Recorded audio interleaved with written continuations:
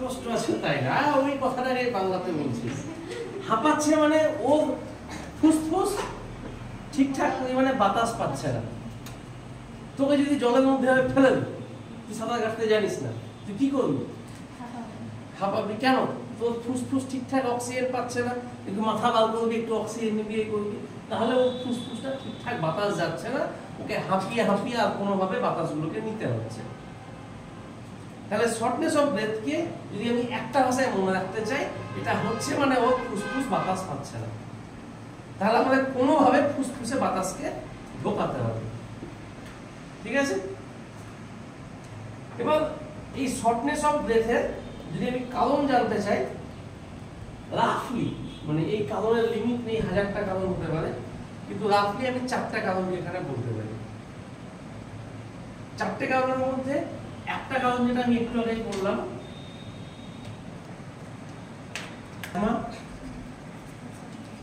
বা হাঁপানি।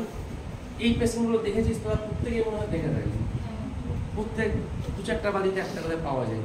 ওই এগুলো নাই, ইনহেলার নাই। উদ্দেশ্য ইনহেলারের কি বলতো? এই যে সংকুচিত হয়ে যাচ্ছে ওটাকে একটু প্রসারিত করা। ঠিক আছে? এটাই করতে করতে একটা সময় যখন পারবে না, তখন তাকে হসপিটালে গিয়ে গ্যাস ট্যাস দিয়ে নেবুলাইজ করতে হয়। তাহলে উদ্দেশ্যটাকে শুধুমাত্রই রাস্তাটাকে একটু চওড়া করে দেওয়া। শর্টনেস অফ মানে ওই দ্বিতীয় নম্বর কারণ হচ্ছে আমাদের লাঙে ইনফেকশন। লাঙে ইনফেকশন হয়ে গেছে, প্রচুর ইনফেকশন হয়ে ও আর শ্বাস নিয়ে উঠতে পারছে না, ওকে তখন অ্যান্টিবায়োটিক দিয়ে ট্রিট করতে হবে। খুব হাঁপাচ্ছে, নিয়ে যেতে হবে হসপিটালে। ঠিক আছে? এর সঙ্গে নিউমোনিয়া এগুলো আমরা ধরে নিতে পারি, ওগুলো সব ইনফেকশনারি প্যাটার্ন। আগের দিনে আমি মনে হয় বলেছিলাম হার্টের প্রবলেম।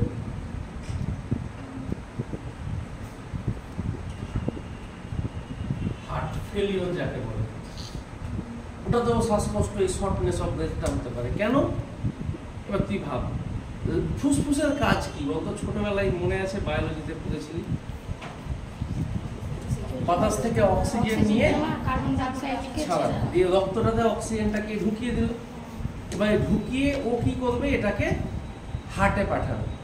এই যে অক্সিজেনওয়ালা রক্তকে চলো আমি হার্টে পাঠালাম, তারপরে হার্ট এরকম 24 ঘন্টা পাম্প করে করে অক্সিজেনওয়ালা রক্তটাকে গোটা শরীরে পাঠিয়ে দেবে।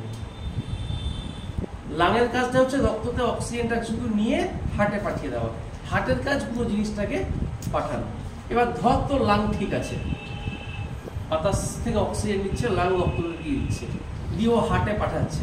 হার্ট ওই রক্তটাকে বডিতে পাঠিয়ে উঠতে পারছে না, তাহলে তো ওই অক্সিজেনওয়ালা রক্ত আমার বডিতে গেল না বা কম যাচ্ছে, তাহলে তো আবার ওই অক্সিজেনের অভাবটা সব জায়গাতে থেকে যাবে। তখন ওই হাঁপানিটা আবার শুরু হবে, শ্বাসকষ্ট।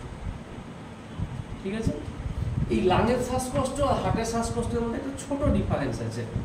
লাঙের গুলো কন্টিনিউ ওটা শ্বাসকষ্ট হতে থাকবে, আর হার্টের গুলো যদি 2-4 পা এগিয়ে যায় বা একটু সিঁড়ি দিয়ে উপরে, তাহলে এটা বাড়বে। বুঝলি কেন?